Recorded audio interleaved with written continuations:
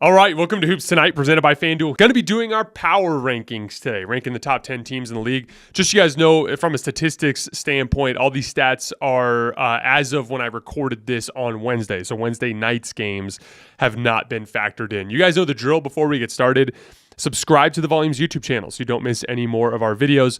Follow me on Twitter at _JasonLT so you guys don't miss any show announcements or video breakdowns that we do. And then last but not least, for whatever reason you guys missed one of these videos and you can't get back over to YouTube to finish, you can find them wherever you get your podcasts under Hoops Tonight. All right, let's talk some basketball. So, number 10, the Golden State Warriors. Yes, they're terrible on the road, 2-12 on the road, but they're just as good at home, 12-2 at home. And it appears to mostly be associated with effort. So, for instance, they're 29th in defensive rating on the road. They are 3rd in defensive rating at home. That's a pretty big difference.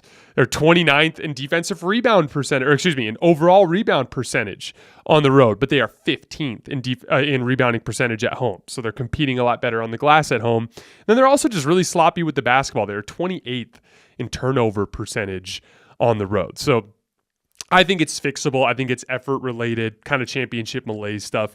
They don't deserve to be anywhere near the top of this list, obviously, but they're still the defending champs, and they're still the team that I am picking to win the championship, and they demonstrated that with that resounding win over the Boston Celtics on Saturday night. All right, number 9, the Philadelphia 76ers. So they're 15-12, but they are 10-5 since November 12th, which is the 4th best record in the league over that span. They're also 4th in defense over that span. They are 7-6 this season against teams that are 500 or better. Anytime you're over 500 in that category, I at least think it's worth keeping an eye on. Preferably, if you're a contender, you hope to win about 2/3 of those games, but 7-6 is pretty solid. They do play down to their competition a lot, though. They've lost 6 times this year to teams that are below 500. Joel Embiid has been arguably the best player in the league over the last 10 games. He's averaging 37 in that span. And then Tyrese Maxey should be coming back. James Harden came back a couple weeks ago. He's starting to get his legs back underneath him. He's had a couple of big games. He had 21 and 15 assists against the Kings the other night.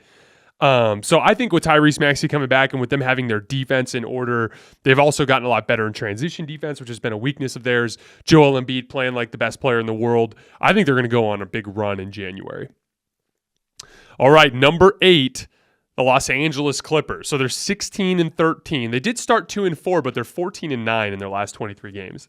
They're actually sitting pretty damn well if you really factor in the bad luck they've had with keeping Kawhi Leonard and Paul George actually available and on the court. They're winning with their defense, which again, as I always say, is going to keep you in games and give you a chance to win more nights than not. They're 5th in defensive rating on the season. Their offense has been terrible all year. They're 28th in offensive rating, but so much of that has to do with the fact that they haven't had their stars available. I talked about this a lot over the course of the last week. Having superstar production to rescue possessions, attack specific mismatches, and to generate advantages that your role players can capitalize on, that really is the difference between bad offenses and good offenses. This is such a good example of this. So they're 28th as a team in offensive rating this year, but when Paul George and Kawhi Leonard are on the floor together, they're scoring 118 points per 100 possessions, which is really, really good. They're actually plus 18 net per 100 possessions when the two of them are on the floor, excellent on both ends, and 6-2 overall in games when Kawhi Leonard and Paul George both play. So it's kind of the opposite of the Lakers situation. The depth has kept them afloat in the standings while they've had health issues, and then Kawhi Leonard and Paul George is what allows them to capture their ceiling. Whereas for the Lakers, their lack of depth is making it so that even though LeBron James and Anthony Davis are available, they haven't been able to win nearly enough games even to stay afloat in the standings. And then the Clippers were kind of waiting on their signature win, and they got it against Boston on Monday night. Paul George and Kawhi Leonard both kind of resoundingly outplayed Jayson Tatum and Jaylen Brown and got a huge win, won by 20, kind of just adds some legitimacy to their recent success in their schedule. Number 7, the Denver Nuggets. So they're 16-10. They're 2nd in offense for the season, but they keep falling further and further behind things on defense. They're now 28th in defensive rating. Just like we were talking about with the Sacramento Kings a while back, if you don't defend, you're going to struggle to beat good teams. And that's exactly what we're seeing with the Nuggets. They are 7-8 against teams that are 500 or better, and they are 9-2 against teams that are below 500. So they're going to have to figure out some things on defense. The big silver lining and the thing that should have Nuggets fans really excited right now is that Jamal Murray looks like he's back. He hit that massive game winner. I think he had like 22 and hit like a nasty step back game winner against the Portland Trailblazers the other night. And then he followed that up with 30 points on 19 shots against the Utah Jazz in a big win. He's averaging 22 and 5 on 61% true shooting in his last 7 games. So if Jokic and Murray are back, that's when we can start to really get excited about the Denver Nuggets ceiling. But they are going to have to figure out some things on the defensive end of the floor. Number 6, the Cleveland Cavaliers. They're 17 and 11, 12th in offense for the season, but second in defense and creeping ever so closely towards the Bucks for that top spot in defense. They did have a bad loss in San Antonio the other night, though. There's some interesting stuff going on with the Cavs in their lineup data, which is something that I've been on all season. Like, I really like all of these players in a vacuum, right? Like, I like Donovan Mitchell, I like Darius Garland, I like Evan Mobley, I like Jared Allen. But whenever you play 2 small guards together, you open yourself up to a lot of things that can hurt you in the defensive end of the floor and in rebounding and contested rebounding situations. So when we look, these numbers are according to Cleaning the Glass, which filters out garbage time. The Cavs have a plus 1.2 net rating with both Donovan Mitchell and Darius Garland on the floor, which is not very good. But then when you swap one of them out, so if Garland is on and Mitchell is off, they are plus 6.4, which is really good. And then with Mitchell on and Garland off, they're plus 9.3, which is outstanding. So as you can see, they're doing really well with Donovan Mitchell in all their length and athleticism on defense. They're doing really well with Darius Garland in all their length and athleticism on defense. But when you put the two of them on the floor together, they're struggling. And we've seen that specifically hurt them in crunch time situations this year. It's the problem with trying to build a roster around 2 small guards that don't defend. I've said this before, I'll say it again. I know Cleveland fans get upset when I do, but I would be blowing up Masai Ujiri's phone and begging him to do something along the lines of a Darius Garland for OG Anunoby switch. I don't care what has to be thrown in there to make it all work. I just think that gives you the best defense in the league with OG Anunoby, who's been arguably the defensive player of the year without the Allen Mobley front court. OG Anunoby's made a lot of improvements offensively. They've got a lot of guys that are knocking down threes at a high rate. And then Donovan Mitchell is arguably the MVP of the league, depending on who you ask. I don't have him there, but he's in that conversation. So that would be the direction that I would go if I was the Cavs. I don't think they're going to. I think they're going to play out the season, and I think they'll end up getting beat in the postseason by that specific matchup issue. Number 5, the Brooklyn Nets. So they've won 71% of their games since November 4th, which ranks second in the league. They're 17 and 12 overall, which is the 7th best record in the league. KD is having his best two-way season since 2017, playing like an MVP. And then Kyrie Irving is starting to kind of round into his vintage form. He had a really, really impressive game the other night against the Washington Wizards on the road when he really dragged them back into that game in the second quarter when they got off to a sloppy start. Plus, most importantly, their role players are healthy now. TJ Warren's back. He's playing well. Yuta Watanabe's playing really well. You know, they've got a bunch of guys shooting over 40% from 3. Seth Curry's been incredible. Ben Simmons is now back into the lineup. They're starting to look very much like a championship contender. They just need a signature win. They had an opportunity against Boston a while back, didn't get the deal done. They need to find that signature win that reminds them of what they're capable of on the biggest stage. Number 4, the Memphis Grizzlies. So they've won 6 in a row, 8 out of 9.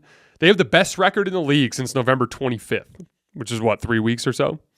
They are 4th in offense or 2nd in defense over that span, and they're doing it all without Desmond Bane. And with Ja Morant going through his first real significant shooting slump of the season, he hasn't really been able to make jump shots or free throws for the last 3 weeks or so. There are 7. The way they're compensating for that is there are 7 Memphis Grizzlies right now that are averaging double figures over this 9-game span. And then Jaren Jackson Jr. has just been unbelievable. He's giving Brook Lopez a run for his money as that best rim protecting stretch 5 that we have in the league. He's making, in this 9-game span, he's making 2 threes per game at 43%, and he's blocking 3.4 shots per game, which is just ridiculous. And then Ja Morant, we've talked a lot about his jump shot, which started the season really hot. It's cooled off a little bit. Obviously, he has some defensive limitations. But he's having a really nice playmaking season. He's averaging a career-high 8 assists per game. Memphis has scored 250 points on 234 possessions when Ja Morant has passed out of isolation or pick and roll, which is really, really good. He's another guy who's a bona fide MVP candidate at this point in the season. All right, number 3, the New Orleans Pelicans. Kind of similar to Memphis, they're playing really well despite having some bad injury luck. They have tons of depth on the wing and tons of ball handling, which are two of the most important things in the league right now, which is allowing them to manufacture wins. They are tied for first place in the West with Memphis at 18-9. They did get rolled in Utah the other night to stop a 7-game winning streak. But they have the best record in basketball over the last month at 12-3. They have the best defense in the league over that stretch. And Zion has been really good on both ends of the floor during that stretch, which is interesting. Since November 12th, the Pels are 10-2 when Zion plays. He's averaging 26 points, 8 rebounds, and 5 assists during that span on 67% shooting. And he's averaging 2.2 stocks per game. That's steals plus blocks. So he's starting to make some more impact plays on the defensive end of the floor. Herb Jones is back now. Brandon Ingram should still be coming back soon enough. You know, if in the event, I still think the Warriors are the best team in the West, and I'd put the Clippers at number 2 still because of what we've seen with their ceiling with Kawhi and Paul George. But in the event that those two trick things off for one reason or another, the Pelicans right now are my pick for the team that would get out of the West if that were to happen. Number 2, the Milwaukee Bucks. They're 20-7, first in defense, although, like I said, Cleveland is kind of creeping up on them, 18th in offense. But this is where it gets exciting. When Chris Middleton, this is according to Cleaning the Glass, when Chris Middleton and Giannis Antetokounmpo are on the floor together, the Bucks have an offensive rating of 119, which is great. So, all the stuff that we've been talking about with offense, I thought Chris Middleton being out had a huge part played a huge role into that, especially in the half court. With him being back, even though Chris hasn't even really gained his rhythm back, they're scoring at a really, really effective rate when the two of those guys are on the floor. So their offense should trend up quickly here in the coming weeks. Obviously, Chris Middleton is still getting his rhythm back, but his spot-up shooting and playmaking in particular is going a long way to helping them on the offensive end of the floor. They had a really impressive win against Golden State on Tuesday night, sending a message that they still have that championship-level ceiling. The number 1, where they've been all season, the Boston Celtics. Still the best record in the league at 22-7. A couple of disappointing losses to Golden State and the Clippers. Jayson Tatum had a couple of rough games. You know, obviously it's on the road. Kind of fell back into some of their old tendencies, over-penetrating, driving into the teeth of the defense, attempting bad shots over help defense instead of kicking to all of their great spot-up players. They lost their identity a little bit, but they ended the road trip on a high note. Really impressive win against the Lakers on a night when LeBron James and Anthony Davis were downright magnificent. And kind of had an opportunity to let go of the rope there, down 13 with 4 minutes left. And instead, they just grinded out a nice overtime win. Everything with Boston comes down to their ability to maintain their identity when the chips are down in high-stakes environments. It makes it hard to evaluate them during the regular season because they're so damn talented that they're kind of just going to beat everyone's ass during the 82-game regular season. They need lots of reps in high-stakes environments to continue to confront that ugly side of themselves and overcome it, which is something that they've struggled with even into this season. So it's hard to really tell what their ultimate ceiling is until we see them on that big stage again with an opportunity to kind of erase that memory. But for right now, I think they're clearly the best team in this regular season to this point.